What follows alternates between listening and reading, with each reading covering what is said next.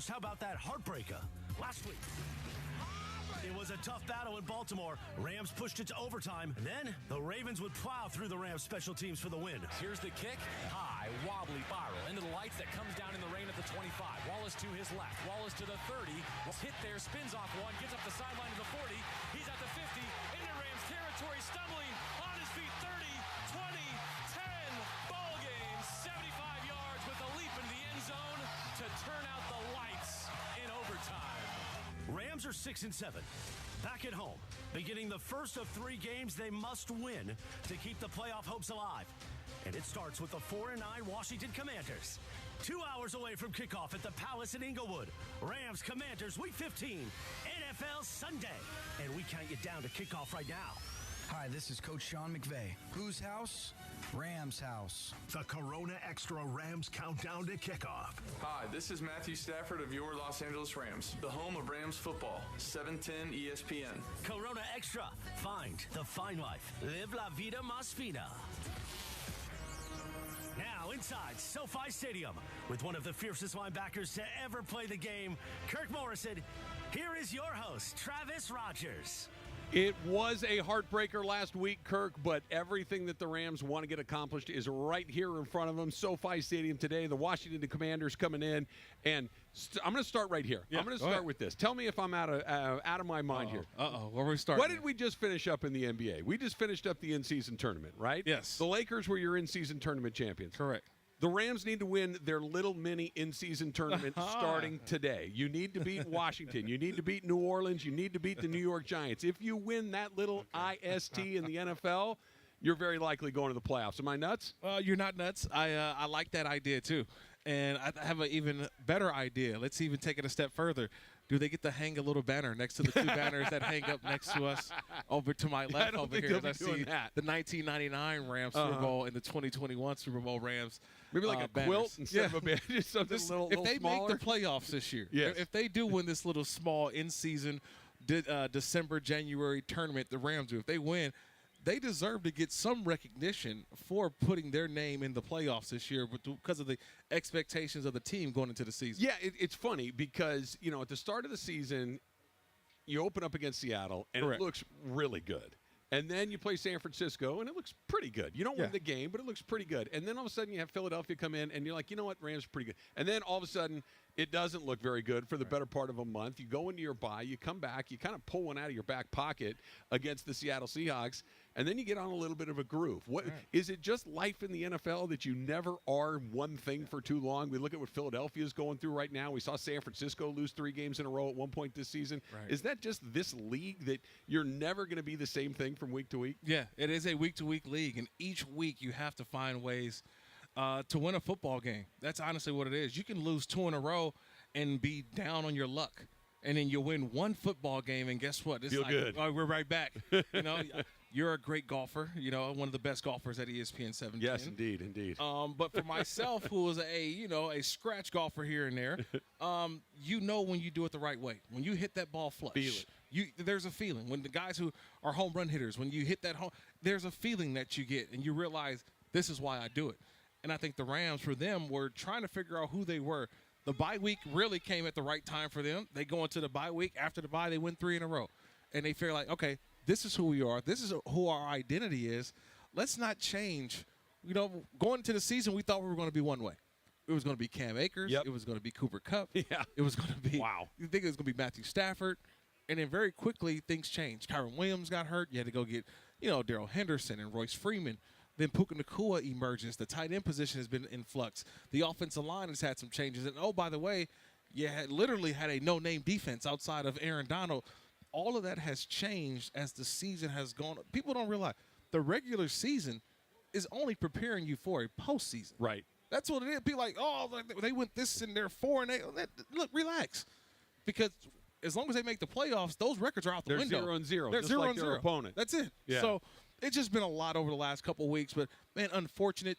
because last week I really thought they were the better team. They were the better team that played over in Baltimore. They just didn't come away with a victory. Matthew Stafford, absolutely fantastic in that game, and he really has been the one part, maybe not recently, far more statistically impressive than he was early in the season, but they go as he goes. I know that we talk a lot about Aaron Donald. The defense has been, had some high points, a little bit of low points last week against Baltimore. I think would probably qualify for one of those, but when this team gets a high-level quarterback performance out of number 9, they're in every game. Every game. He's that good that he can make things happen with his arm, with his decision-making, with his ability to look at what they're giving him and make a decision pre-snap a lot of times. You and I have talked about this where he comes out of there and he sees it right away. Like, this is going to work. I just need to execute the throw. He did it last week again. Yeah, there aren't a ton of those guys in this league, and the Rams have one. Yeah, I think a lot of people in the league realize that too, that Matthew Stafford still plays the game, 2 steps ahead of where you are. Okay, he has the analogy that I've always been taught is that a handyman is only as good as the tools in his toolbox. Right. Well, I'll tell you this, Matthew Stafford's got a ton of tools in his toolbox that no matter what a defense presents to him, he's got an answer. He has something that he can do. He knows where where they're weak at on a certain play call, but he also knows where the weakness in a defense. And so I think some of the times he's held on to the ball too long, waiting on that weakness to open up. But then there's other times where he's a step ahead, like I mentioned last week, and he throws a ball that just lays up right into an area on the field, and Cooper Kupp just lies right there and goes right into his arms. So I know that coaches hate this. Yes. I know that players try very hard not to do it. I'm neither of those things, so I like to do it. I like to look forward. I like to think about what may be. I like to think about if this happens, then that happens, then this happens. How hard is it not to look? Because you look at some of these numbers, Kirk. If the Rams win today, they go from a 40% chance of making the playoffs to a 49% chance of making the playoffs. You're basically a coin flip at that point. Correct. With a loss today, you go from 40% chance to make to the playoffs down to a 14% chance, which is basically you're kind of dead in the water. You're going to need something very unusual to happen right there. How hard is it not to think, okay, if we get this one, we got New Orleans on a short week, we got a Giants team that's kind of up and down along the way. How hard is it to stay in the moment? It's extremely difficult because everyone on the outside is telling you about what's ahead of you. Yeah. And this is where the job of the head coach has to come in and tell you, hey, it's only about today. It's about this week. How do we find a way to go out and beat an opponent which everyone's telling us, we should beat? We're the favorites in this game. The great coaches know how to motivate the guys to tell them, hey, you're going up against a outfit in Washington that's coming in here off a bye week. They've had a little rejuvenation. You got guys who are excited to play their final 4 games.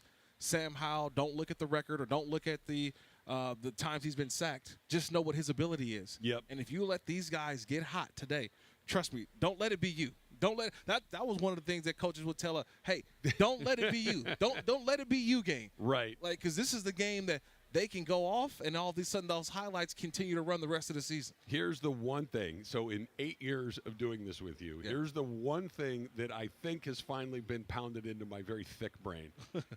Anybody can beat anybody. Oh, man. Literally, it can happen at any point to any team. The Jets beat the Eagles this year. Yeah. Okay. We saw the Jets beat the Rams a few years ago.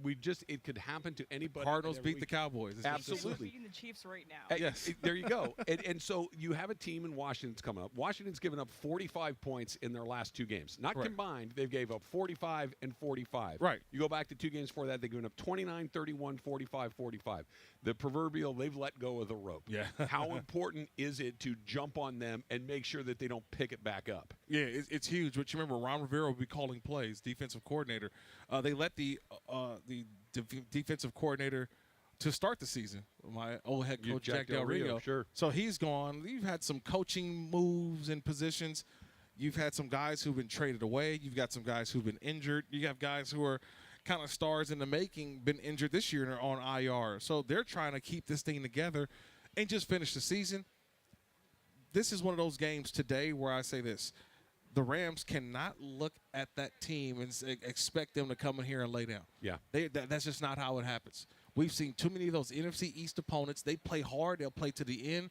They'll try to find a way. And the Rams have to. do not look at this opponent as if they got this win in the bag. Well, it's one of those things, Kirk, too, right? The longer you hang around, the more scary it gets. Right. Like, it's one of those, okay, if 7-0, you're on the wrong side. It's, we got plenty of time. Well, now it's 10-7. Yeah. And now it's 13-14. You know, it's just like, now it's the middle of the fourth quarter, and it's a one-score game. And now anything can happen.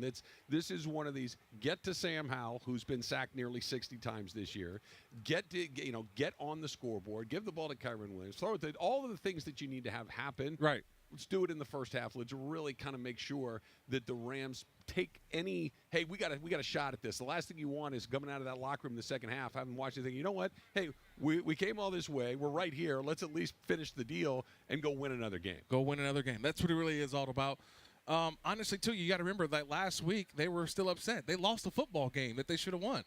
You know, we heard the call. They punted that ball away, and it was returned for a touchdown in overtime. That still stings. That's a long flight home, by the way, Travis, from Baltimore all the way to LAX. I've done it before. It's not the easiest of trips. No. So you get back home, and you're kind of thinking about it. We let one slip away. We let the opportunity for us to really let everybody know that we're for real. Because right now, people are saying it's a possibility, but we got to go out and take it.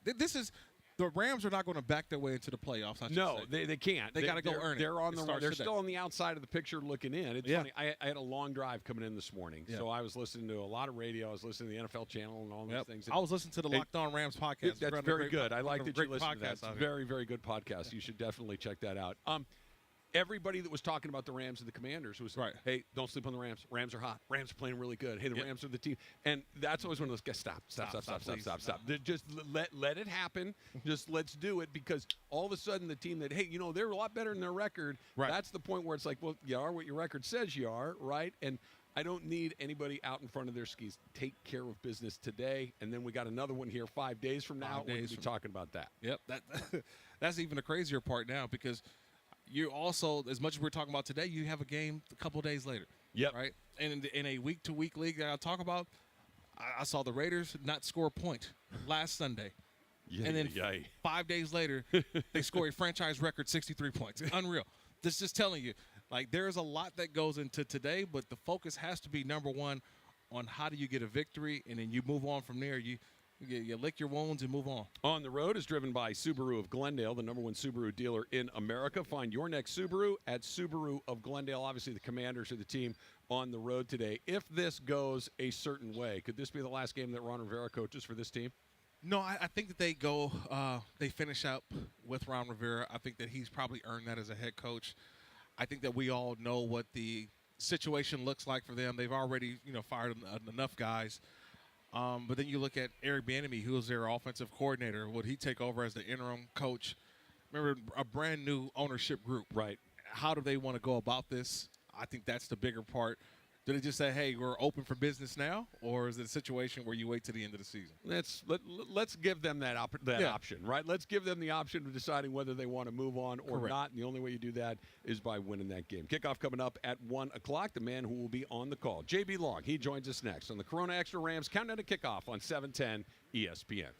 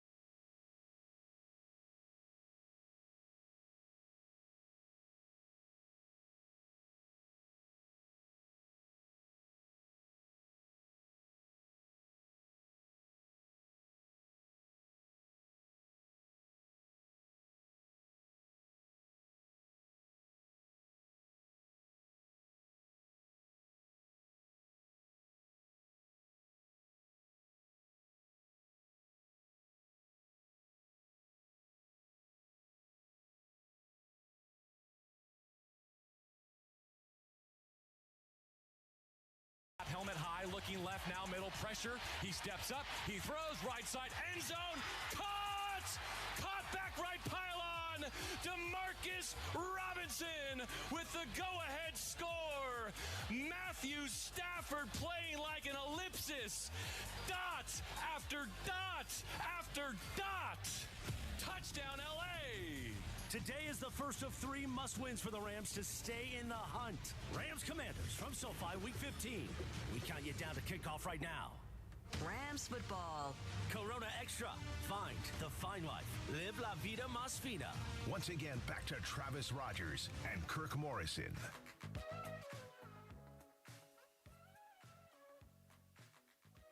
Joining us right now before the Rams and the Commanders. And JB, we've talked a lot about what happened last week in Baltimore. What did you take away from that? Obviously, it was an incredibly exciting game to watch. It had a finish that was both exciting and controversial, obviously. But what was the big takeaway for you in Baltimore? Well, it was opportunity lost, but at the same time, I think it validated as much as any other 3 hours of football the Rams have played this season, that if they are able to battle their way in, no one in the NFC should be happy about it. Because we already knew that Matthew Stafford and Aaron Donald and Cooper Kupp, they weren't going to flinch if they had to go back to Dallas or go to Philadelphia or wherever the destination might be. But for more than half the roster that's never played in a playoff game, that's as close as you're going to get in the month of December, and there's more to come. But if you can handle that, you can go wherever the wild card round takes you. That's probably the lasting takeaway, and I hope that it's applicable. Sure. Yeah, but they found a way to keep that game close. They get to overtime, and they've realized what more you need to win those types of games. And so I think it was, to your point, it was great for a lot of guys to get that sort of experience that you don't necessarily get. Because right now they're the team that's still clawing to get up there, where Baltimore was already there. But I thought it validated to the whole NFL that the Rams are for real and that you can't take them lightly, and that today they have to win in order to validate what we were saying what happened last week. Yeah, I mean, I do think, too, we look at it through a Rams lens, but Correct. If you're a Baltimore Ravens follower, I think that also lends credence to just how tough and complete you are, because, they lose Hamilton, one of their best defensive backs, one of the best defensive backs in the league, didn't flinch, right? They give up more explosive plays to the Rams offense in the rain than they're used to, didn't flinch, found a way. And it's painful to lose on a punt return, don't get me wrong. But when you're punting the ball away to Lamar Jackson in overtime and Justin Tucker, maybe the best kicker of all time, that game is probably over, by all accounts anyway. So as long as there are lessons learned, as long as there are experiences gained, as long as those scars produce something here in the final month of the season, that was not the game you had to win. In fact, I could argue it was the least important of the Rams' final 5 games because it was their last AFC opponent. And these potential wins against NFC teams not only help you climb the standings, but could ultimately give you the leg up in a tiebreaker that you'll need. JB, I was telling Kirk a minute ago that I think in the 8 years that he and I have been doing this, and we've been doing it with you, I think the one thing that I've kind of finally wrapped my head fully around is that anybody can beat anybody in the NFL. It can happen at any time, and you never see it. It's like, this team's not good, this team is good. Doesn't matter. That being said, how important to get this opponent at this point to try to get on a little bit of a roll. The Sam Howell situation, 58 sacks coming into the year, just the opportunities in front of them with Washington. Well, you know what they call franchises who beat bad teams? Playoff franchises. Right. Right? Yeah. And the Rams have not shown that they are a contender for big prizes based on who they have or have not beaten yet. But who they have beaten has given evidence to me that they're a top half of the league team and that they deserve to be playing into January. And so, yes, this becomes, and Thursday and New Year's Eve, all those become essentially gotta-have-it type of games. And what makes me nervous about this game, and I think you guys touched on the sentiment in your previous segment, is when you go into a week feeling like you could win, should win, have to win, I don't like that. It's an uncomfortable position to be in. I don't like that. Conversely, last week where no one gives you a chance and you're on the road and you just kind of shoot your shot and see what happens, that's a much better competitive place to be in, I think. But all that to say, 64 is the number I'm looking for today because the Raiders got 63. That's the number to be. I love it. I love it. JB, I think there's things that happen throughout a season, and then sometimes you don't really pay attention to it, and it just kind of hits you in your face one day when you're looking at it. And I say that because all season long it's been about Puka Nacua, Cooper Kupp, and then you have Tutu Atwell. But I feel like the last couple of games, it's really – I don't know if he's taken over that number 3 wide receiver position, but it seems like DeMarcus Robinson has been one of those guys that Matthew Stafford truly trusts. He believes in. The touchdown last week, Tutu a little bit banged up. Has DeMarcus Robinson sort of evolved into that third role over the last couple of weeks, and as we move down the stretch? Well, let me take a step back. When the Rams go down the field with 9 successful running plays and they get inside the opponent's 10-yard line, what are you thinking that they're going to do next? Of course. They're going to go 3 straight passes. Sure, right? sure. That's just what it is. And they had punched the Ravens in the mouth. They 9 straight times. They missed an opportunity to just knock out all their teeth, and I think win the emotional struggle there. But I will say, tactically speaking, it's a 4-quarter effort to solve the puzzle. And those 3 incompletions, I think, were a lot of important data points for what the Rams and Matthew Stafford and Sean McVay would do in short fields from that point forward. I don't think it's a coincidence that they stall out there, but they learn how the Ravens are going to play their coverage in angle situations. I got you. And the rest of the day, they get red zone touchdown to Cooper, red zone touchdown to DeMarcus Robinson, red zone touchdown to Davis Allen. And so I'm landing on my answer to your question, which is sometimes you do stumble upon things that you weren't going to take yourself to if the season had gone the way you expected. I think the Rams are a better red zone offense with Davis Allen and DeMarcus Robinson than they have been a month ago or at any point this season. Yep. I really think they might have unlocked something that makes them more complex, especially on short fields. We'll see if that proves to be the case today and beyond. JB Long, the voice of the Rams, getting us ready for the Rams and the Commanders coming up at 1 o'clock. And I don't know if this qualifies as an X factor necessarily because he's played so well for the last few weeks along the way, but is he the X factor, Kyren Williams, and what he's brought to this offense and just kind of the two-way go that he's had over the last several weeks, or is there maybe a different one that you look at for today to have success offensively? No, I think there's a very strong case for Kyren to be that X factor, and I'm guilty of falling in the running backs don't really impact winning to as great of an extent as we all used to think they do, but Kyren, I think, does have influence beyond just running the football and statistical impact on a game. He's 10 yards shy of 1,000 from scrimmage today, despite the fact that he missed those 4 games due to injury. But I think the confidence that he instills in his play caller, I think the way the Rams have been able to marry their run and pass concepts much differently than the Jared Goff, Sean McVay, Todd Gurley Rams, but just as effectively, has brought them back to a point where I don't think they've been offensively since probably the peak of 2018. And so I think that means great things, and a lot of that has to do with Kyren Williams being a 3-down back. The X Factor is presented every game by LAX. When you travel, make it Los Angeles International Airport, where change is in the air. Find out more at flylax.com. Well, I think another X Factor is a guy who I don't know much about, but I asked JB, I lean on you and your expertise. Carson Tinker. Yeah, right. Please help me and teach me about Carson Tinker, a new battery for the Rams. We've seen Ethan Evans have an exceptional year. We don't talk about him enough, the punter. Lucas Havershik is still making kicks, right, since Mason Crosby sort of pushing him. But Carson Tinker, a new long snapper, how does that affect now the Rams and their field goal operation, also their punt operation as well? Well, you hope it doesn't impact it at all, right? Right. Because to go back to one of the things you said along the way there, if the only takeaway, and I'm not saying it is, but if the only takeaway you get from Baltimore is Lucas Havershik locks in as your kicker for the rest of this season and maybe into the future, that's a big deal. It's a big deal. And a lot of the special teams variants that the Rams have lived through this year has unfortunately been of their own choosing because they tried to go out and find a new freshman battery, like you described, new long snapper, new place kicker, new punter. Hasn't worked out ideally. And I don't know this to officially say this is why they chose Carson, but I hope that part of what he brings is not just consistent long snapping, but someone who can go down and make a tackle too. Because obviously that was an issue last week. And punt return, or punt cover, I should say, has been the most costly phase of special teams. And so whatever he can bring to that 11-man unit would be more than welcome because it's hard to see the Rams getting to where they want to go unless they can clean up that phase. Remember it was so easy with Zerline, McQuaid. We took it for granted, didn't we? Hecker it was forever. like, oh, yeah, those 3 guys, they're fine. I will say this, though, in defensive special teams and Chase Blackburn, before they punt that ball away on the game-losing play, if you remember, they drop a ball in the middle of the field. I'm not saying it would have converted into a first down, and they take a delay-a-game 5-yard penalty. So you know the difference between punting from your own 20 versus your own 30. It's much different. The height, the angle, the way you play it, right? And so, yes, the 11 men who ran down there and couldn't push one returner out of bounds to keep that game alive, they take the fall. But there are a lot of other things that the offense in particular failed to do that could have prevented that from happening. That was the one thing that last week I don't think we talked about enough. we realized that the headsets weren't working between Sean McVay and Matthew Stafford. You can sense a TV copy would say, hey, you can't hear me. Yeah.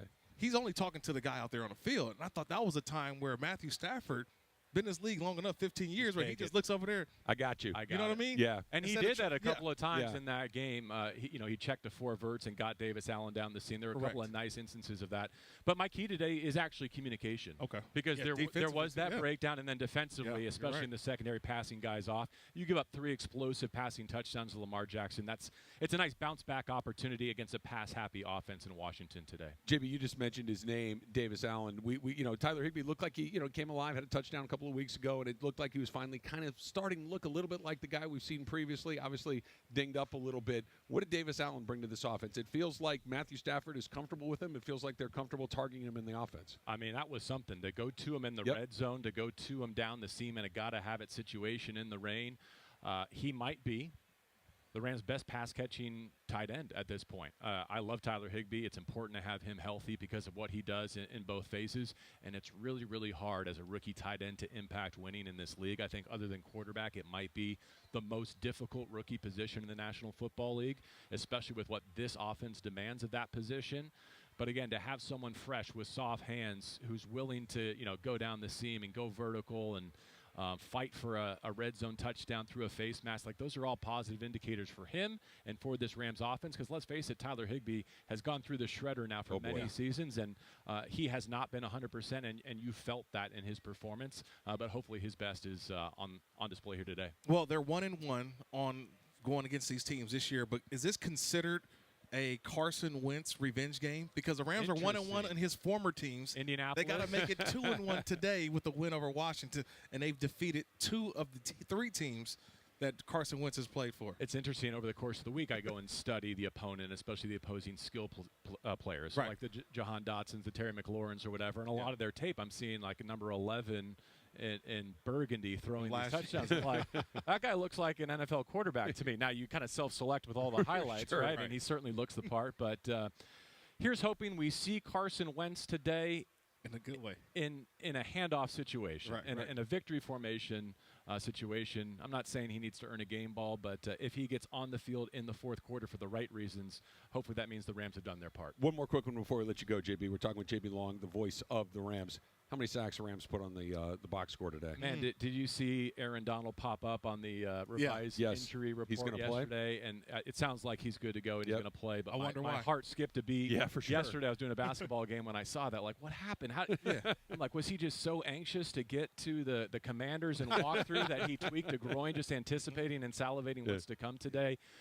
Like we've learned, like you said, not to expect, but to hope. And for a Rams defense that I think has been better than their statistics might indicate, whether it's takeaways, interceptions, sacks. Like, today's an opportunity to pad some stats, but only if you handle your business in all 3 phases. JB Long will be on the call. Rams and Commanders kickoff coming up at 1 o'clock. JB, as always, thanks a bunch. Good to see you both. Enjoy the sunshine. Yes, you got it. All right, coming up next, we're going to take a look around the rest of the league, the biggest stories of the week in the NFL, some scores in the books already. It's all coming up on the Corona Extra Rams Countdown to Kickoff on 710 ESPN.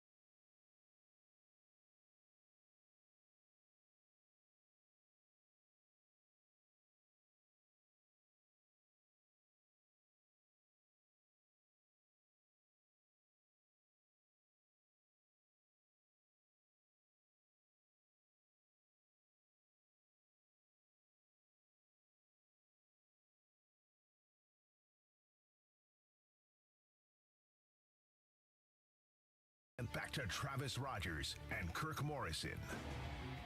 Kirk, how in the world is it week 15? I feel like we were at Irvine for training camp about 3 weeks ago. It's just that this thing has fast-forwarded to week 15 already. I just want to know how it's at 80 degrees on December 17th to LA. in Los Angeles. Come on, man. Look, we'll see what it looks like on Thursday. Now. I know that, predicting the weather is a fool's errand, but it's supposed to be raining all week long. And Thursday in particular is supposed to have a lot of rain, so we may have our first ever rain, at least for us. I know it's rained during the national championship game last year when Georgia put up 1 billion points. They little bit of rain going on right there, which brings us to this, our top games of the week from Morongo Casino Resort and Spa, good times. Georgia put up about 1 billion points in SoFi Stadium last January. The Raiders nearly put up 1 billion points on Thursday night, 63-21, and it wasn't that close. Brandon Staley, Tom Telesco dismissed of their responsibilities shortly thereafter the next day. That was about as ugly of an NFL situation as you're going to run into. I happened to be at the game. I went to the game on Thursday. It was the one game. It was the one game I was going to attend. Okay. Per year, I always got to go to one. Sure. So I get there, and it was just this feeling of there really wasn't any buzz. Both teams not really going to the playoffs. Mm-hmm. It was really the loser is mathematically eliminated from not just the playoffs, but from being over 500. Sure. So it was like one of those games, and the Raiders just didn't score a point on Sunday. Lost 3-0. 3-0. Like only happened 8 times in NFL history, and so it just really wasn't a buzz. And then all of a sudden, they go out there and they score, and then they score again, and it was like, wait, they score again. It's 21-0. I'm like, wait, what is this? And then they score again, and they score again, and it's 42-0 at halftime. And I'm saying, wait. And it was just unbelievable, man, just because the best medicine in the NFL is just to turn the page to the next game. Because I can tell you, last week's embarrassment brings forth this week's focus, and the focus that team had to go out there and play the way they did. At halftime, everybody said – Brandon Staley shouldn't have been allowed to come back out of the house. I know it's like it's the classic joke. They're going to fire him at the half. But it almost felt like they might. It might have. Really, truly did. Somebody said they checked the notification. Leaving the stadium, I looked at the Chargers team buses. Yeah. And I'm like, I wouldn't let him on. I just just let him go to the Signature Airport on the side. Don't let him go through the regular airport. He can't go through the Harry Reid terminal. That Hard Knocks meme or whatever when the Jets guy's trying to get into the exactly. Jamal Adams. Yep, that's him. That's the one. But look, this is what happens in the NFL. We're here in Los Angeles. It's I'll leave it at this.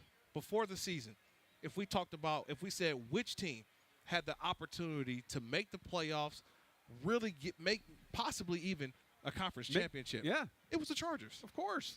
They had more buzz going into the season than the Rams. We fast forward all the way to week 15. Chargers have fired their head coach. Justin Herbert's on IR. That's how you said, man, everything on paper is not always what it may seem. Coaching matters, ownership matters, yes. and commitment to winning matters. And that's what the Rams have had, and that's what the Chargers have struggled with. Very quickly on that game, do the Raiders keep Antonio Pierce as the head coach, or do you think that they open it up and try to go outside the organization? It depends on how they finish up their last couple games. They got a little time off. They'll play on Christmas Day versus the Kansas City Chiefs, who are in a dogfight right now with the Patriots. But the way that they've responded, I wouldn't be surprised if he keeps the job, but I think that they may hire some more reinforcements to help him along the way, which is working right now. I mean, that team is playing for its head coach. I don't care their record. Those dudes play hard. It ain't nothing like watching some dudes fire up cigars, too, after playing, right? That's pretty sweet, man. It's pretty good. It's pretty good for sure. All right, let's move on to another game that we saw yesterday. The Vikings, the Bengals did the Rams a favor by beating the Vikings in overtime, 27-24. Just a crazy T. Higgins touchdown towards the end there to send it into overtime. One of the better plays you're going to see all season long, and that Vikings loss, this is what the end of the season feels like. You know, a random loss, and Jake Browning, obviously 2 backup quarterbacks playing in that game, but that was a very good result for the Rams yesterday in Cincinnati. Yeah, I don't want to, hurt Emily's feelings too much, our producer, but you're in a situation in this point of the season where teams are playing with backup quarterbacks, and it's just not looking the way that it looks with the starter. Sure. And so it's like, man, what do we do? Remember the Minnesota Vikings, they bench Joshua Dobbs, right? And now they bring in Nick Mullins. Well, Nick Mullins didn't look any better. No. He threw for some yards, but they still lost a football game. So you're still getting the same result.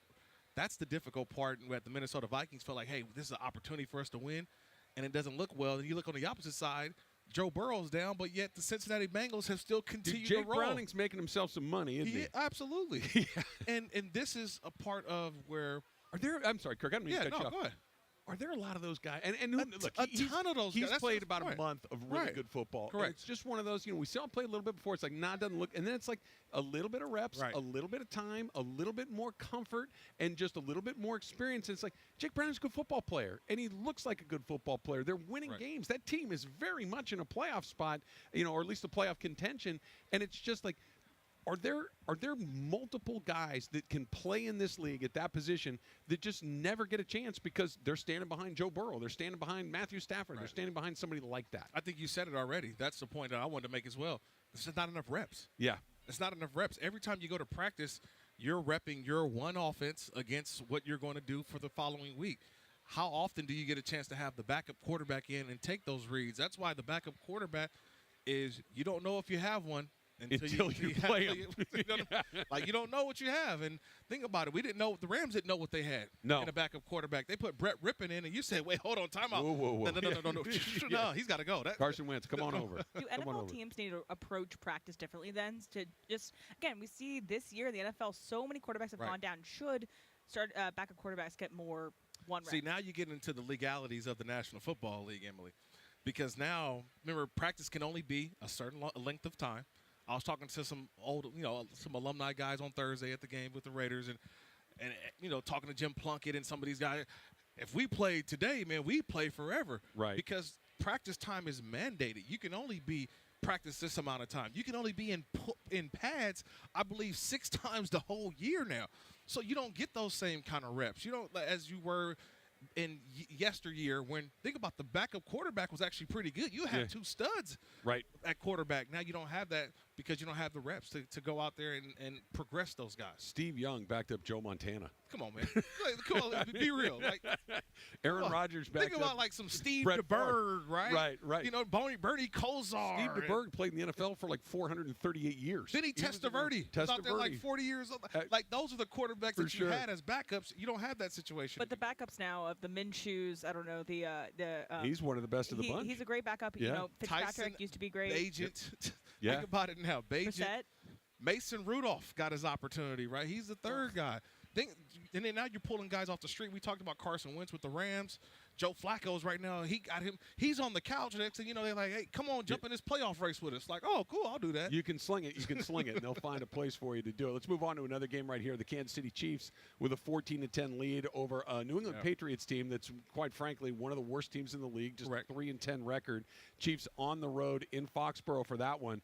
And I am not dumb enough, Kirk. I'm dumb for a lot of reasons, but I'm not dumb enough to throw any dirt on Patrick Mahomes. But that Chiefs team does not look like the Chiefs teams we've seen in previous seasons, does it? Yeah, because their identity was always Patrick Mahomes. And in the NFL, we're going to take away your identity and make you do something different. Yeah. They're a team that's actually led by their defense. Their defense actually has been playing well, but they don't get enough credit because we're so worried about Travis Kelce and Patrick Mahomes. And let's be honest, they're basically 2 catches away from receivers in a bad call, a non-pass interference call. That's 3 wins right there. We're not having pass the same on opening day. We're not having this conversation. Yeah. Think about it. If those things happen differently, but that's how it is. Either you're winning them or you're losing them.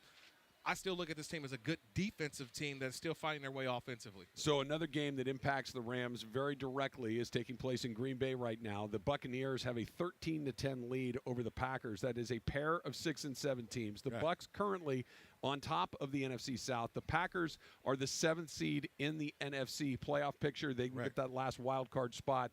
We need the Buccaneers to win that game. The Packers to fall to 6-8. The Rams move up to 7-7, and you're back inside the line. Yeah, 100%. And that's kind of where the Rams will know going into today, right? They'll know going into kickoff on their football game what's ahead of them. But still, the focus has to be on them today and beating Washington. But you let everything take care of itself. It will. It will happen. You still got Detroit that has to play against the Minnesota Vikings a couple times, twice, right? Yeah. Twice.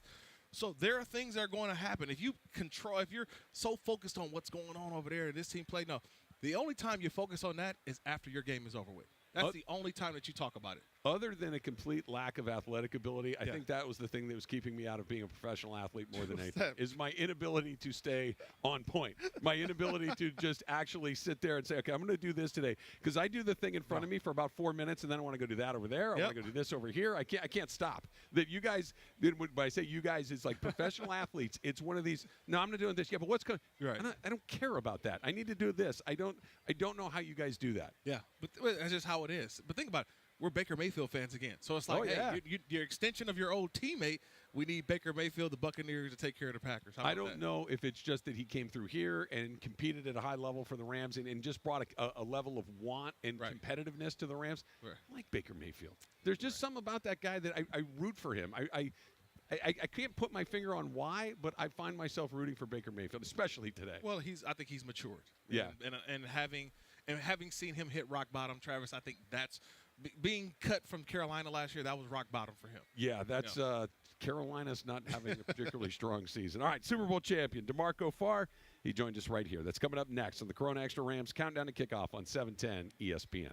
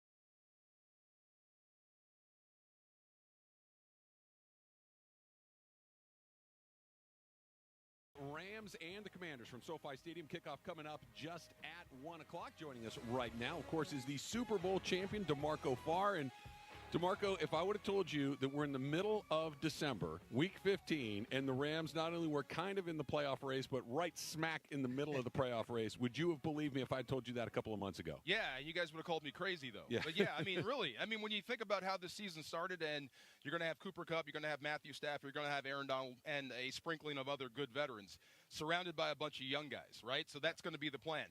It's not the best plan. You're on the wrong side of the economics, but talking to this coaching staff, talking to Sean McVay, they knew what the plan was. And these are great coaches. Yeah. These are guys that can get guys ready to play and develop players. So, yeah, I thought if you can get over the hump, if you can keep Matthew Stafford viable and healthy, keep Aaron Donald-like, you'll have a chance to have these young players grow up around them. And it's going to be tough. You're not going to be 10-6 or whatever, but you'll have a chance to be in the hunt come December. And sure enough, here we are. Yeah, you mentioned we're in December. You saw them last week on the sideline, seeing them on the field.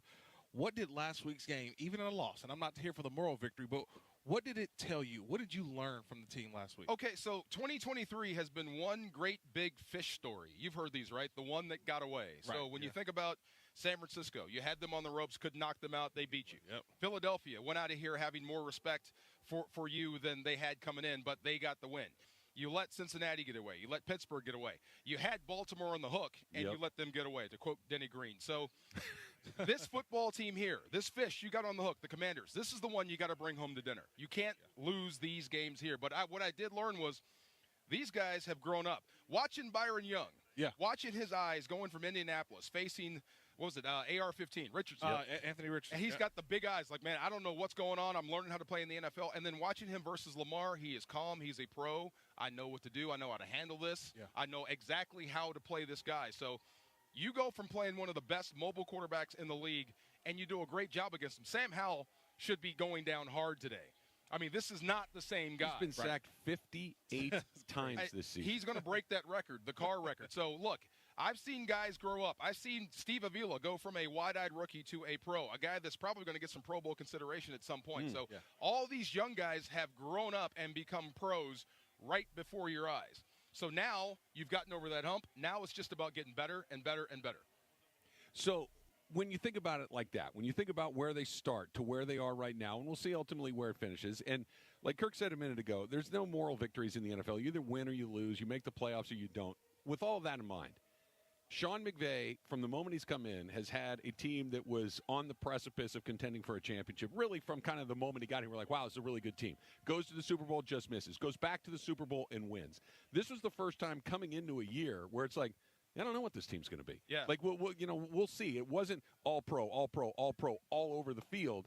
What's it got to be like for him? Is this, maybe not as successful, we'll see ultimately where it ends up, but gratifying as a coach to see what you're talking about, to where guys have started to where they are now in Week 15? We had this discussion. It's funny. You guys are Formula One race car fans. Okay, it's like you get a new driver for a fast car. He's just better than the driver, so he takes it all the way. You win a championship.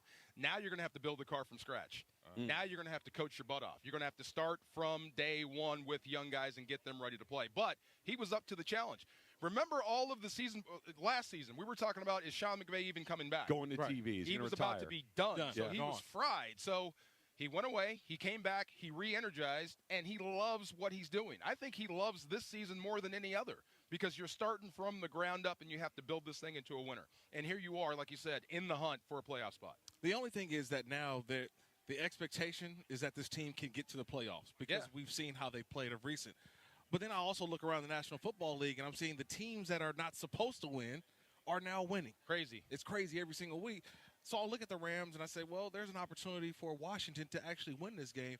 And a couple of them because of the couple breakdowns last week defensively, right? Isaiah Likely goes wide open. Nobody picks him up. Yeah. Same thing with the double move on Jordan Fuller by Odell Beckham. Woo! Like, you know what Odell's going to do. But, man, boy, come on. Yeah, that's nasty. Yeah. But I think just how do the Rams get past some of those breakdowns that I didn't normally see? I was surprised last week by that, DeMarco. Well, I mean, look, you do have Lamar Jackson, and that does change the math. I mean, no matter what they call, and you've been in this situation, I've been in this situation, no matter what comes off the sideline, I'm worried about him. Yeah. Not what you told me to do. So if Lamar Jackson takes a move to your left, I'm going to react. So there were some communication breakdowns when you let the tight end out.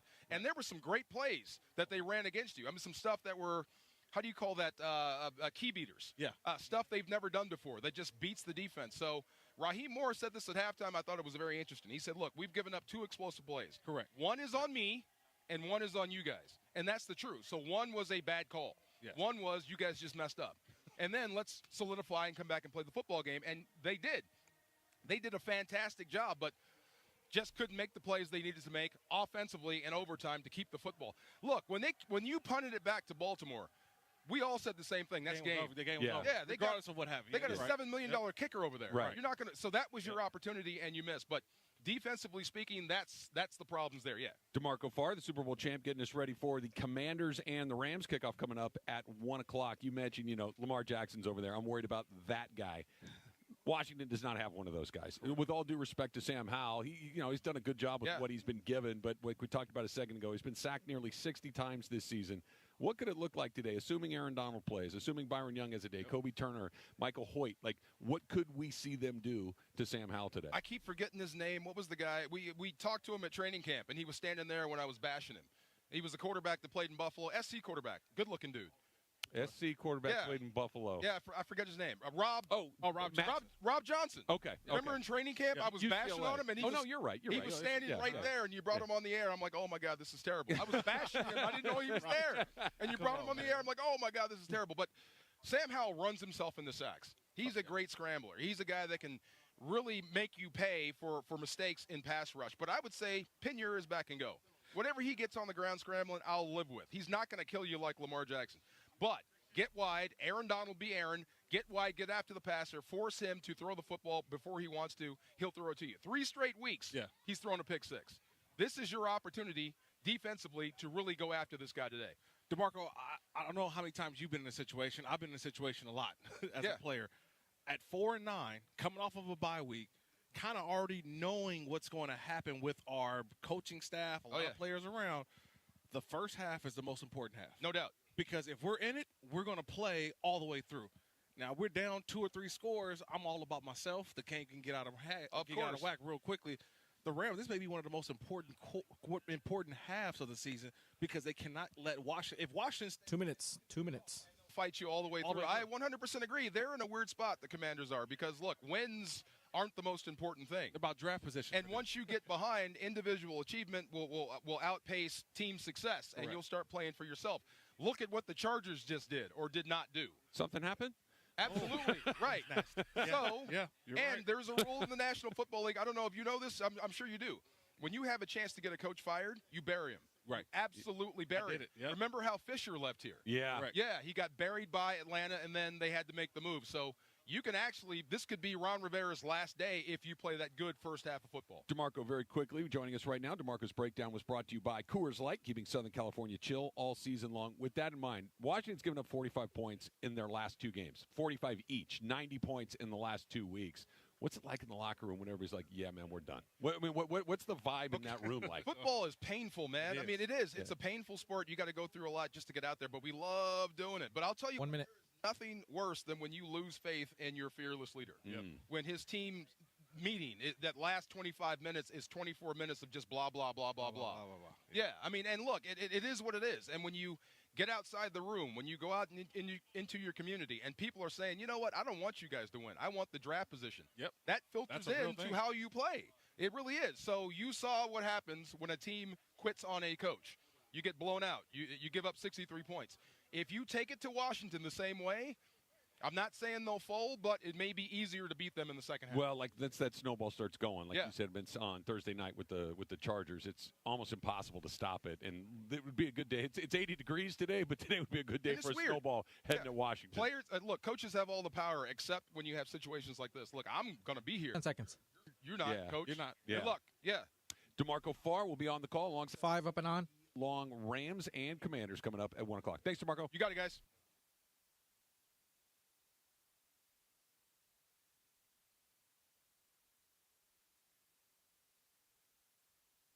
One for you. I'm still trying to figure that one out, Travis. I have it here. I'm just looking. Do you remember who it was against? Yeah, it was against the it was a preseason game. Okay. It was against the Saints. I want to say it was their 2009. Yeah, it was 2009 Saints. Okay. The year that they ended up winning the Super Bowl. Yeah, I think we lost to them like 59 to like 7 or something. It was one of those games where like not necessarily we didn't show up, but it was just like we weren't just ready. Yeah. And they just 45-7. There it is. August 29th. We lost 45-7. So that was 7 points that happened in the fourth quarter. And it happened in the preseason. And I was like, dude, like, what are we doing? Like, you can't. It's one thing to lose, but to lose Sure. like that. It definitely, we didn't start the way we wanted to, but it's those types of games where you just know, like, man, that team over there, they got something. And that snowball starts rolling and starts going downhill. The avalanche comes, and you're like, what time is this thing over with? Well, hopefully that is what's happening today here at SoFi Stadium at around 4 o'clock when Washington will have kind of let go of that rope. That snowball will have run over them going down the slope, and the Rams could be back inside a playoff position by the time we get to the end of the day today. But they got to take business very, very seriously against a team that seems to kind of be teetering on the edge of letting it go, but do not let them hang around, as you heard DeMarco just talk about right there. We got lots more to get to, including a conversation with Torry Holt that's coming up. It's all straight ahead of the Corona Extra Rams Countdown to Kickoff on 710 ESPN.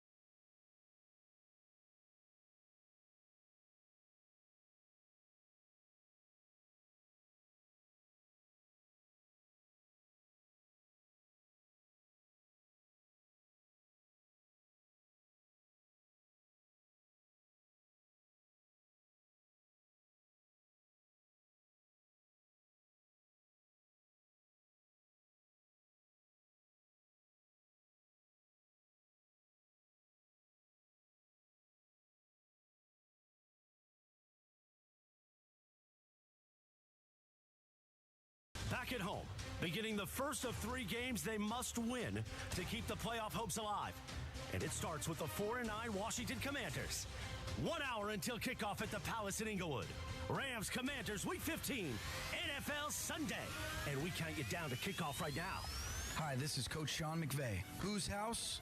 Rams house. The Corona Extra Rams Countdown to Kickoff. Hi, this is Matthew Stafford of your Los Angeles Rams, the home of Rams football. This is the ESPN LA Rams Radio Network. Corona Extra. Find the fine life. Live la vida más fina. Now inside SoFi Stadium with one of the fiercest linebackers to ever play the game, Kirk Morrison. Here is your host, Travis Rogers. All right, Kirk, so today is the beginning of what I am calling the Rams in-season tournament. It is a 3-game tournament. We saw the Lakers take care of business in the NBA. The Rams need to take care of business in this little 3-game tournament. Win today against the Commanders. Win 5 days from now right here at SoFi Stadium against the New Orleans Saints. Then get on a plane and fly to New York to take on the Giants. Win those 3 games, and the opportunity to get into the playoffs, even with the game remaining against San Francisco, is very, very real. But you got to start today against Washington. This is the one you have to have. Of all the games all season long, we've gotten now to December 17th, and this is the biggest game of the year because it's only going to make next week even bigger, and then the week after that even bigger. Focusing on today on a game in which you should win, a game that you on paper, you are the better football team, offensively, defensively, and I'll even throw out special teams-wise, even though what happened last week. I'm looking at the Rams to go on today, take care of business, and set themselves up for an outstanding matchup on Thursday with another team who's in a similar situation as the Rams and the New Orleans Saints. The Commanders don't have anything to play for. Actually, they have more incentive in not winning today, which only helps out their draft position for next season. But for today, you can't allow them to stay in this football game. Go get them right away. Let's get this thing over by halftime. All right, so Morning Thoughts are presented by Quaker, a super trusted superfood and the official oatmeal of the Los Angeles Rams. No Rob Havenstein today. He's still dealing with some nagging injuries, so Joe Noteboom very likely to be there at right tackle. And look, Joe Noteboom has been at his best in situations like this, where he's more in a pinch hitting role, where I'm going to come in and I'm going to be able to get us through a day, a week, maybe a couple of weeks. Whereas when he was given that left tackle job, it really never kind of clicked for him. We saw a couple of years ago when he filled in for Andrew Whitworth during the Super Bowl run. He was terrific. Could he do the same thing today? Maybe this is a bad analogy I'm going to use here, so help me out. But I feel like he's like a Kike Hernandez, right? Because you remember he was more of a utility. You can put him all over, right? Outfield, infield, comes in, plays clutch. And then all of a sudden, when you put him into that permanent role, you don't get that same type of production. And you need him to be in that, that role that he's always in. Can fill in everywhere. When you need him, he's going to step up. And then in the big game last week, I didn't call Joe Noteboom's name once. No. Right? But then all of a sudden, if I put him out there a little bit longer, then all of a sudden the warts start to show a little bit. What is that? Why better in short doses as opposed to having that job full time? Like we talked about, more reps, more experience, more opportunity to refine your technique. Yes. Why is he better in short bursts than maybe a more extended role? I think now it may be different. I think in years past, Sean McVay has been more pass heavy. If you look at the Rams since they've come back from their bye week, back in week number 10. They've been more run-oriented first, right? They've run the ball a little bit more. That people forget. Joe Noteboom went to Wisconsin, right? Or TCU. What I have it? TCU. TCU, and same as Steve Avila. Yep. These dudes are road graders. They want to go forward. They don't want to go backwards. Right. And I think that's where we're seeing Joe Noteboom have success because he's going forward. One of the things that the Rams got a great deal of success with last week, and I'm interested to see what it's going to look like today. I'll go back to the Arizona game, the first Arizona game, when the Rams came out of the half and ran the ball 8 times in a row, including a scramble by Matthew Stafford. Correct, yeah. Last week, to open the game, they ran the ball 9 times in a row. Kyren Williams, bang, bang, bang, bang. Could we see something similar today? Because all of a sudden, when you have the ability to both run and pass it, that Sean McVay offense just opens up everything. And now all of a sudden, Matthew Stafford, who's always pretty darn good, is at his absolute best. Well, I think you want to take away their will early on. The easiest way to take away an opponent's will, Travis, run the football right at them. Yeah. If they can't stop it, they can't stop it. I watched the Indianapolis Colts last night without Jonathan Taylor, without Zach Moss. They ran the ball right down the throats of the Pittsburgh Steelers. Mm-hmm. The Pittsburgh Steelers. And they couldn't stop it. Right? Even Mike Tomlin said, yeah. We could. I don't know. I don't have the answer. What he wants to do. And it really took the steam out of Pittsburgh last night. You can take the steam out of the Commanders today by running the football right at them and continuing to go over and over and over again. I thought that's where Sean McVay also missed an opportunity last week, was that these were the big bad Ravens, and you ran the ball from all the way down the field inside the 10, and yet you threw it 3 straight times. So you kind of let them off the hook. That would have been demoralizing had they just kept running it and scoring a touchdown. You talk about the big bad Ravens. Here's the fact of the matter. The Ravens and the Cleveland Browns have 2 of the best defenses in the National Football League. The Rams have scored 36 and 31 points against those 2 teams in the last couple of weeks. Yes. This defense that we're going to see today against the Washington Commanders in their last 4 games have allowed 29, 31, 45, and 45. these are two things: an offense that is clicking on all cylinders, an offense that's able to move the ball and score points against good defenses, right, going up against the defense that traded away its two best players earlier in the year, fired its defensive coordinator, and really seems to be on the precipice of just rolling over. Yeah, they're also going to be without Jamin Davis also. Yep. He's one of their star linebackers. You got a lot of guys who are out there playing for next year, playing for whether they're going to be with the team or not, playing for free agency. Like I said, this is a team that's coming out of a bye week. So I don't know what they've done. You know what I mean? And this also, too, we were just talking about Eric Bieniemy off air a little bit. He's going to have those guys ready to play. He's going to let them know about the opportunity they have in front of them. The Rams have got to just squash those dreams quickly. Do it quick and get it over with and get on and start getting ready for New Orleans, which is coming up on Thursday. The Carl's Jr. Big Char Chili Burger is here. A whole flame-roasted Anaheim chili and big smoky sweet flavor. It's what you get when Carl's Jr. Rams 10 at checkout on the app. Order now. Terms apply. Healthcare is full of questions, and for over 80 years, Quidel Ortho has delivered answers. From one season to the next, healthcare teams around the country have trusted our medical diagnostics expertise to help them make winning decisions for their patients. From home to hospital, lab to clinic, we are a key player on patients' medical teams. And here in LA, we are proud to be an official partner of the Los Angeles Rams. Quidel Ortho, changing lives one test at a time. Learn more at QuidelOrtho.com. Welcome to another wonderful Rams football night, ladies and gentlemen. It's time to raise up your flags, put your jerseys on, cheer, and save on your gas. Rams fans save big on game day. Save 25 cents per gallon on Shell V-Power Nitro Plus Premium Gasoline with the Fuel Rewards program. Yes, that's another touchdown for you all. Download the Fuel Rewards app to join and game on. Must be a Fuel Rewards member. Offer ends January 7, 2024. Limit 35 gallons. Other restrictions apply. Visit fuelrewards.rams.com for more info. The sound of an ice cold Corona is music to my ears. Oh, run that back. Dope. Now drop that beat. And hit me with the hook, player. Hey, whatever you do with your fine life, just do you, player. Relax responsibly. Corona Extra Beer, imported by Crown Imports, Chicago, Illinois. It's a short break on the ESPN LA Rams Radio Network. Week 16, Thursday Night Football. Rams will host the New Orleans Saints at SoFi. Kickoff at 4:15 p.m. with the Corona Extra. Rams countdown to kickoff coming up Thursday on the ESPN LA Rams Radio Network. Los Angeles, the 2023 NFL season is in full swing at the stadium in the world. Be here for it to experience the Rams house this season and see Aaron Donald, Cooper Kupp, Matthew Stafford, and the rest of the Rams battle some of the NFL's best. You don't want to miss the Rams at SoFi Stadium. Head to therams.com.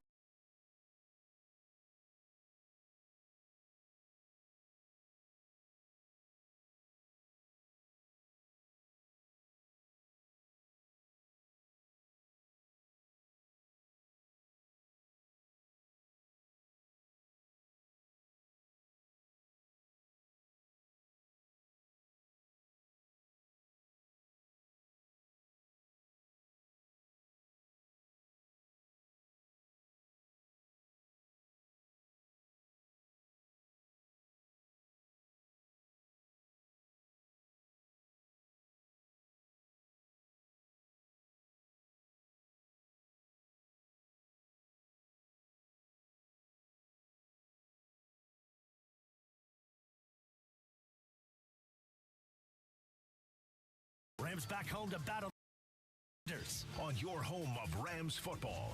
And let's hope today the Rams' high-powered offense keeps rolling, just like last week. Second down and goal from the 5.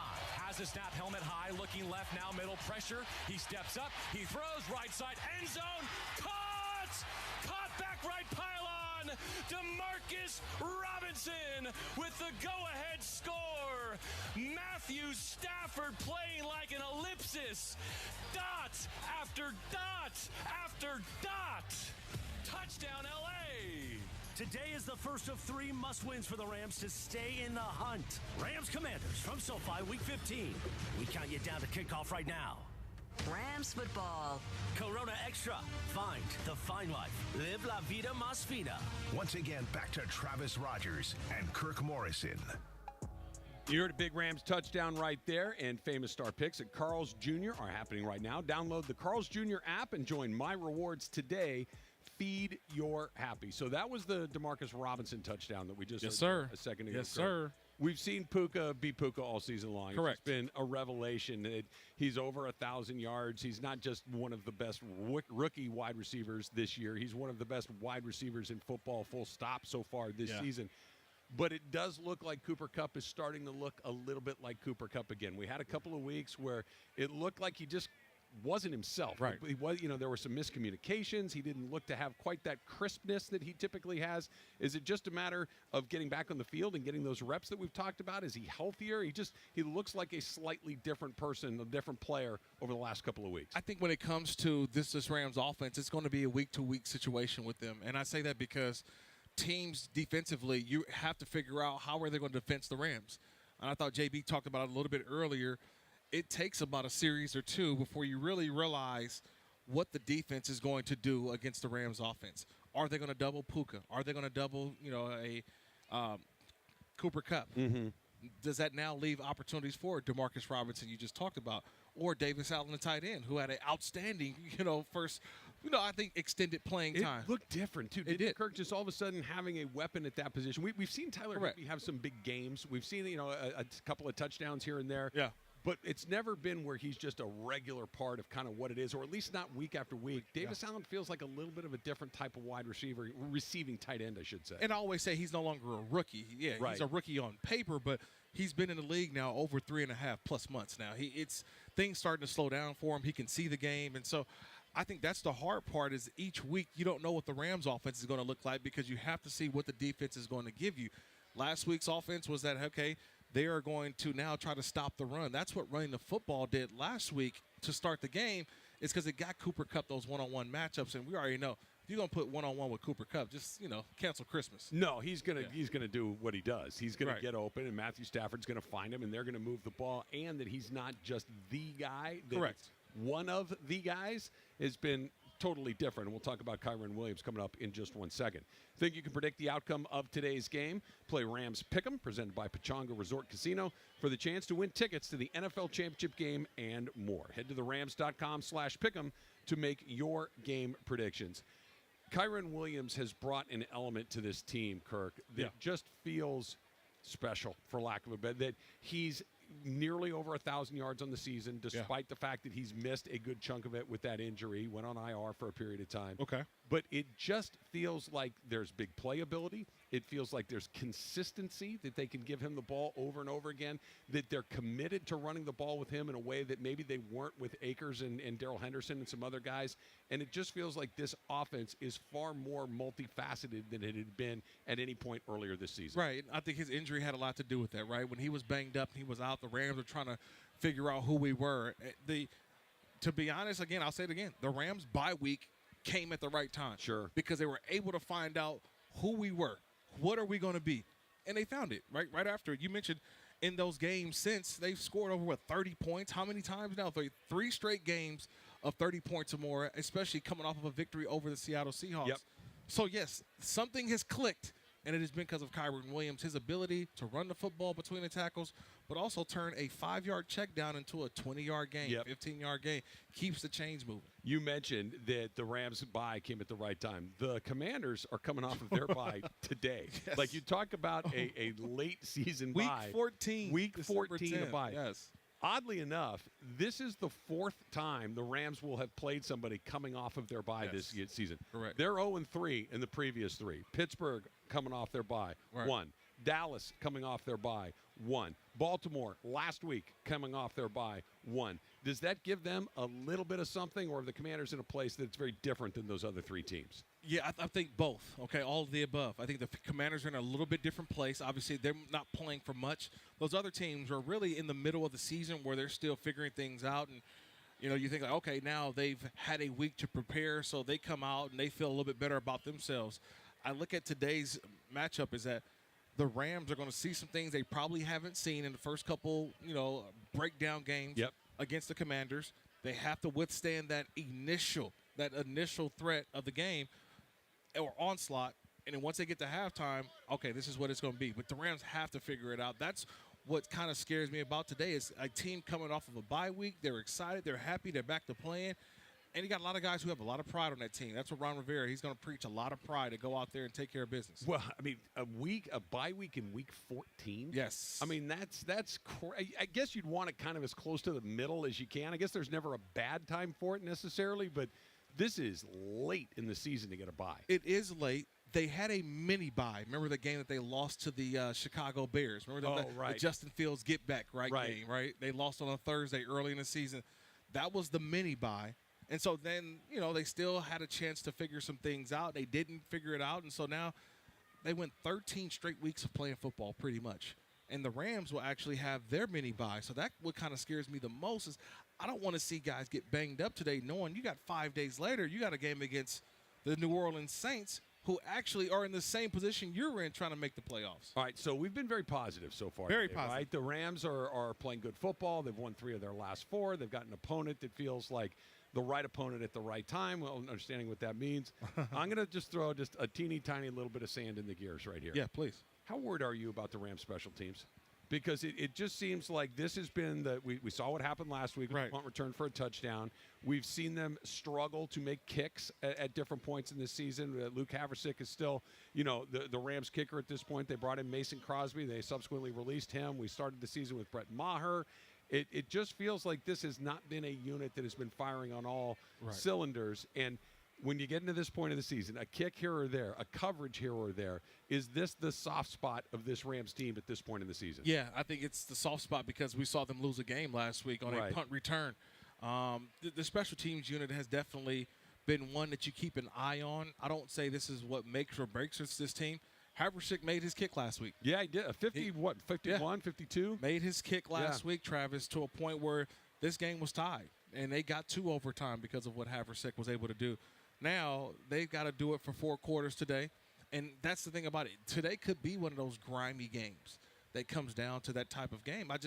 There's a lot that you can say.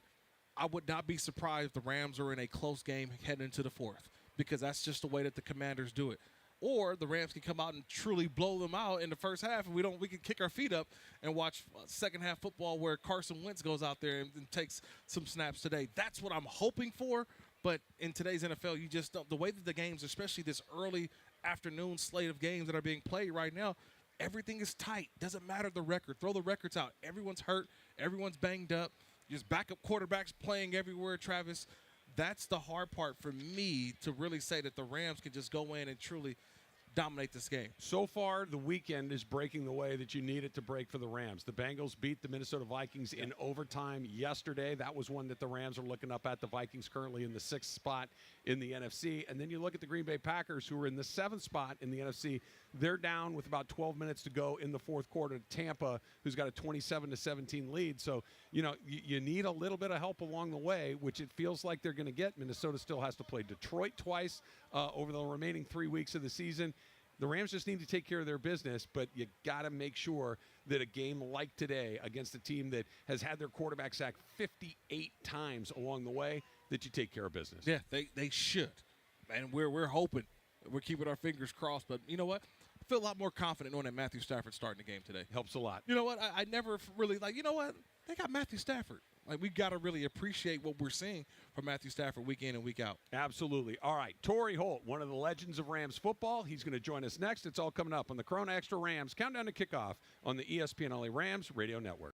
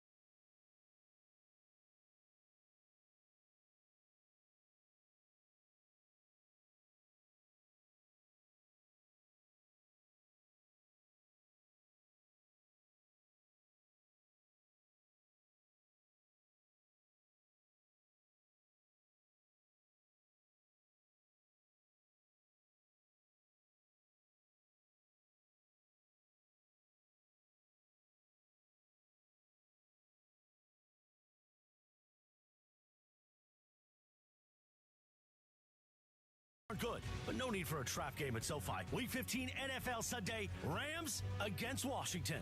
We count you down to kickoff right now. Once again, back to Travis Rogers and Kirk Morrison. You timed this pretty good, Kirk, because Rams fans, El Torito is offering free nachos when your Los Angeles Rams successfully make a fourth down stop. So get loud. This is Nacho First Down. Visit therams.com/rewards for no details. Now, you just happened to go by where we're sitting out here outside SoFi Stadium on the southern end, kind of out by the lake, down by the YouTube Theater here. There's a little taco stand, and you just went and came back with a couple of cups of birria. So, Teddy's Red Tacos. Yeah, Teddy's Red Tacos. Oh, yeah. It's like a test of self-control that I'm literally 10 feet from a taco stand and I can't go because, we're in the middle of doing a little work. Yeah, they've got a lot of them. This is actually really good, too. And it's just part of a Sunday in L.A. You know what I mean? Which excites me to be out here. A perfect day for football. And I think this is also, too, this may not have anything to do with it, but think about when we've watched the NFL over the last couple of days. Everyone has to work with what? Backup quarterbacks. Backup quarterbacks and also the elements. Yeah. The elements. We've seen, rainy games. We've seen cold games. You come here to Los Angeles, and it's actually, 75 degrees. It feels pretty good. So today we get a chance to see each team's best, and that's what I think I like the most. We don't have to worry about, like last week. It was a rainy game. Raining game. It was a little rainy, so we didn't necessarily get the Rams' best, I thought, and yet we still had a game in which they succeeded. 31 points and had a chance to win at the end. I mean, that was for the first – I want to say for the first time, but going back to when, we talked about this on my talk show where after the San Francisco game, even the game that they lost in week 2, I said, you know what? The Rams are going to make the playoffs. And then about 4 weeks later, I'm like, oh, my gosh, that's going to be a disaster. And here we are, and they're right back in the middle of it. But how big of a surprise is it for you, Kirk, that – knowing what we knew coming into this season, knowing that this was a team that was, I believe that the phrase that Les Snead used was, it wasn't a teardown, it was a remodel. That you're going to have Matthew Stafford, you're going to have Cooper Kupp, you're going to have Aaron Donald, but Jalen Ramsey's gone, Bobby Wagner's gone. A lot of other players had moved on and gone different places. That this was let's see what it is. And here we are, week 15. They're 6-7, an opportunity to get back to 500, and an opportunity to be in the playoff picture by the end of the day. How big of a surprise is that for you? I think it's a surprise because we weren't expecting their rookies to hit as much as they did. Steve Avila has hit, right, as a left guard. Puka Nacua has hit as a one of the best receivers, I think, in the National Football League as a rookie as well. They need to hit on Byron Young. They hit on Byron Young, right? Kobe Turner, not necessarily a rookie, but a guy who's been here. Yeah. They hit on him. So the younger players are playing up, and that's the reason why we're surprised, but they played up to a point where okay, I'm surprised, but I see why I'm surprised. Because we didn't expect that from young players who had to play major roles right as a rookie. Ethan Evans, the punter, too. Another rookie that's a starter. And let's go back a year, and because we didn't get to see him a lot last year because of injury. Kyren Williams, another fifth-round draft pick, another player that's not just playing, but playing like a high-level starter in the NFL. This is how you rebuild the team on the fly. This is where you don't go down into that pit and you have a hard time getting out. Hope that you hit with a quarterback in the draft. Hope that you hit with a super high draft pick. Cross your fingers because even with all the research and everything else, you're basically looking like a 50-50 shot. Right? That's kind of what it is. They're finding starters in the second round, the third round, multiple starters in the fifth round. This is how the lull that was last year is relatively short, and we'll see what happens over the course of the last 4 weeks of this season. Right. But they're playing important games in the middle of December. They control more or less their own destiny, whether or not they're going to get to the playoffs. This is an incredible accomplishment that we're sitting here talking about what we're talking about this season. 1 year after having a bad year and kind of hitting the reset button, here we are, and they're right back in the middle of it. This is a huge compliment to everybody in the organization. I don't know how many other teams could do this. I really don't. I don't know how many other teams can do this. To be able to retool, to rebuild, to do all of this in a season in which you don't have some of those major stars, though, Travis. I just hope that they take advantage of what's left. 4 games left. You got 2 games at home in your building, right? I don't know what the weather's going to look like in New York in the early game, but you know what? You're playing probably for a playoff spot. And then you'll have a chance to be in San Francisco and play there, and who knows what that matchup will look like if the 49ers are resting guys or not. But I think the weather would be pretty manageable for the Rams. So take advantage of where I feel like the Rams can be at their best over the last 4 games. All right, coming up next, we're going to have a conversation with Torry Holt, plus we'll give you our final thoughts of the day. It's all coming up on the Corona Extra Rams Countdown to Kickoff on the ESPN LA Rams Radio Network.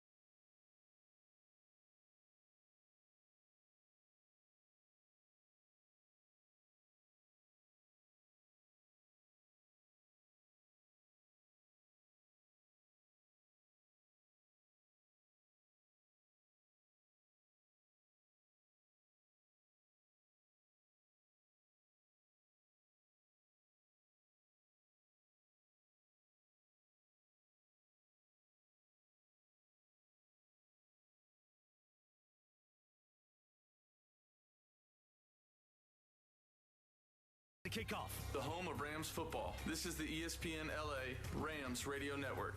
Week 15 NFL Sunday. Rams back home to battle the Commanders. Today is the first of 3 must-wins for the Rams to stay in the hunt. Of course, you can listen to the game on 710 AM, 93.1 FM here in the Southland. But you can listen to Rams football on the all-new ESPN LA app in crystal clear digital audio. And Matthew Stafford's going to tell us how. Download the ESPN LA app, then bam, you're 1 tap away from the Rams. Touchdown LA! Exactly right, Matthew Stafford. Search ESPN LA in your app store or Google Play. Download, tap, bam! You've got Rams football in the palm of your hand. The Corona Extra Rams Countdown to Kickoff. Corona Extra. Find the fine life. Live la vida más fina. Once again, back to Travis Rogers and Kirk Morrison. All right, Rams and Commanders kickoff coming up at 1 o'clock. JB Long having all the play-by-play for you. But right now, we are joined by somebody that we get the pleasure to talk to a couple of times a year. Rams legend Torry Holt joining us right now. Torry, wait, we get to catch up with you a couple of times a year. Yeah. And, here we are, middle of December. Rams right in the middle of the playoff picture. They're 1 spot out. By the end of the day, if everything breaks right, they could be inside the line. How big of a surprise is that for you that this team is in a playoff spot? It is a surprise of mine. But at the same time, this football team, this organization has expectations for playoffs. I mean, they just won a Super Bowl not too long ago. I mean, they've experienced playoffs since Sean McVay has been here. But certainly surprising. I didn't have this team selected to be in the playoffs this year. But I will say this. I knew that they would compete. Right. I knew they would be coached. Right. I knew that they would see how to do it the right way because you have Matthew Stafford still in the building. You have Cooper Kupp still in the building. You have Aaron Donald, who's the king, still in the building. So you either get in line. Right. Because those dudes are some of the best in the league, but they're also leaders in the locker room in terms of how they get it done on a consistent basis. So that thing didn't change. But the young players get an opportunity to see that daily, and then they also get an opportunity to get the game experience, fellas. Yes. I think, to me, is the most important. And then you think about coming into next year with the draft picks, and if they draft, and if they land right and those draft picks happen, to play well for them and produce, Now next year we're talking about a potential real playoff contender. But, Torry, I think we've had this discussion before, but I think now it's a little bit different because Puka Nacua has come in as a rookie. Yes. He played well early, and he's continuing to play well. It takes me back to a young rookie, Torry Holt, who came in, and you had dudes who are already established. Yeah. Like, what this little young rookie going to do? You were better than everybody. Yeah, yeah. What stood apart for you, and I'm seeing that as well with Puka, is that he came in hoping to have a role. And I'm not going to lie. He's been the best receiver the Rams have had this season. How does that transition work for a young guy just trying to make a name for himself, and then you are the best receiver of the greatest show on turf? I think, for one, what helped me and what's helped Puka Nacua is Cooper Kupp has been in the room. Isaac Bruce was in the room for me. Yep. So I had a chance to see what it was like to be a pro every single day. Then Puka, God bless him. Yeah, because I was just talking to a group of fans, some of our season ticket holders. Yeah, and I was saying it's such a joy to watch him play football because he loves the game. The game of football. And that brings I joy want to interrupt to you me. real quick. I want you to look at my pad right here. Right, what did I just write right here? And this is before you said that. Puka loves football. He loves football. It jumps off the page when you watch him. He just is out there playing with this enthusiasm and this passion that's infectious. And he has that, Trav. And he can play. Yeah. He has skills. The catch that he made the other day against the Baltimore Ravens with the all-hands catch with no gloves, the one that he reached out and his teammates got off the bench and was like, yo, we can win with this dude. Like, he has that kind of personality. He's a sponge. He has someone in Cooper Kupp that can teach him, show him the right way. And then, in Coach McVay's offense, he's a high-volume throw. If you're a high-volume catcher, you're going to catch the football. Yeah. And right now, he's that. You played with Kurt Warner. I'm looking at Matthew Stafford the same way right now. He is so in tune with the offense that there's not a coverage he's not seen to a point where you know where the open part of that defense is. You did it with Kurt. What do Cooper Kupp and Puka Nacua see with Matthew Stafford now when they get to the line of scrimmage? Well, for one, they're on the same page because they recognize the same coverage. Okay. So once you understand the coverage, now as a receiver, now I can go play freely. Right. I understand my responsibility, what my job is. I'm lined up. I know my assignment. Now I go out and do it. Right. Now I'm on the same page with the quarterback. If it's cover 2, it's cover 2 routes. If it's cover 4, it's cover 4 routes. They're on the same page. And again, these guys are really talented. They can run routes. They get their depths. They're they play off the football. They play for one another. And then they got a guy in Matthew Stafford who can get the football to him in any area of the football field. And in a lot of ways, Matthew Stafford can deliver the ball still. So that's what I see when I watch them. There's total trust. Yes. Kurt, as you know. Yep. And for our listeners, for an efficient passing game and an efficient duo or trio or receiver, a tight end, quarterback, whomever it is, there's trust there. Got to be. Matthew Stafford has trust in those 2 pass catchers because they've continued to show up and deliver. And also, Tutu Atwell. Yep. He has trust in Tutu Atwell. He does. They got to call Tutu Atwell's number more. They do. We're talking with Rams legend Torry Holt. Torry, I got about 30 seconds left here. Now, take me through what it's like, the addition of Kyren Williams, too. Obviously, you played with Marshall Faulk, who's one of the best who have ever done it, but having not only multiple wide receivers, but somebody in the backfield that can not only carry it, but can catch it, too. Another young man, just as I talked about Puka Nacua loving the game, he's the same way. Yeah. These 2 guys are cut from the same cloth in terms of the passion that they exude for playing the position. Kyren is tough. St. Louis kid, loves Steven Jackson. Yeah. He's a big Steven Jackson fan, and rightfully so, because Steven was a stud. But I like the energy and the urgency and the attitude that Kyren brings to the offense. Yeah. And when he's going, they're going. Cooper Kupp is going. Puka Nacua is going. Higbee is going. Everyone is going when that run game is happening. And I've always said this about Sean McVay's offense. When they're really good at running the football, they are a really good offense. They are a really good outfit. And with him being in the lineup, he gives them that opportunity. Always great to talk with Rams legend Torry Holt. Yes. Torry, always a pleasure. Thank you so much. Thank you very much. Always. Go Rams. All right. Winning matters, especially after an accident at calljacob.com. We're here for you when you need a big win. After an accident, go to calljacob.com or call 844-24-JACOB. That's 844-24-JACOB. Right now, we're going to send it back to the press box inside SoFi Stadium. JB Long, DeMarco Far with the call that's coming up on the Corona Extra Rams Countdown to Kickoff on the ESPN LA Rams Radio Network.